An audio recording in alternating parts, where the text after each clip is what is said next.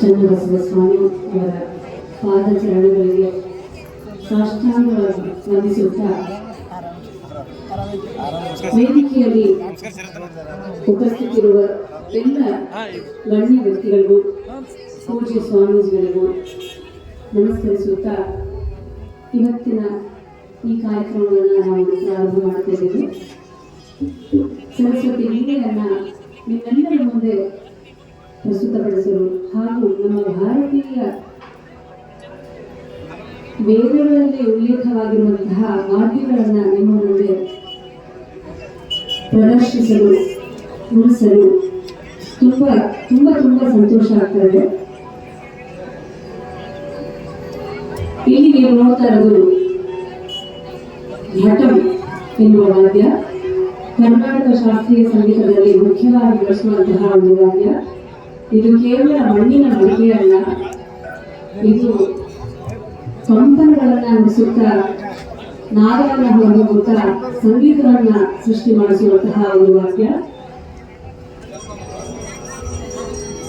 ನಿಮಗೆಲ್ಲರಿಗೂ ಪರಿಚಯವಾಗಿರುವಂತಹ ವಾದ್ಯ ತಬಲ. ಆದರೆ ಇವತ್ತಿನ ತಬಲದಲ್ಲಿ ಒಂದು ವಿಶೇಷ ಇದೆ.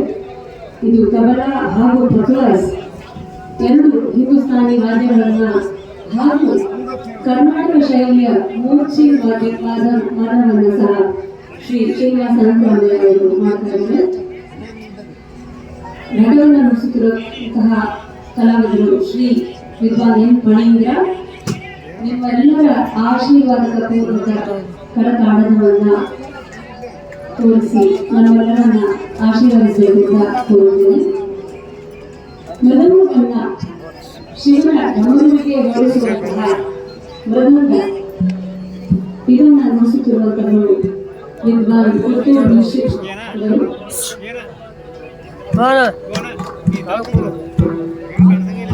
ನಿಮ್ಮೆಲ್ಲರಿಗೆ ಮೊದಲಿಗೆ ನಾವು ಒಂದು ಬಸವಣ್ಣನವರ ವಚನದೊಂದಿಗೆ ಪ್ರಾರಂಭ ಮಾಡಿದರೆ ಎಲ್ಲರೂ ಕೇಳುವಂತಹ ಚಿರಪರಿಚಿತ ವಚನ. ಉಳ್ಳವರು ಶಿವಾಲಯ ಮಾಡಲು ನಾವೇನು ಮಾಡಲು ಬಡವನಿಲ್ಲ. ಇದು ರಾಗ ಮಧುರವತಿಯಲ್ಲಿದ್ದು ಏಕತಾಳದಲ್ಲಿದೆ.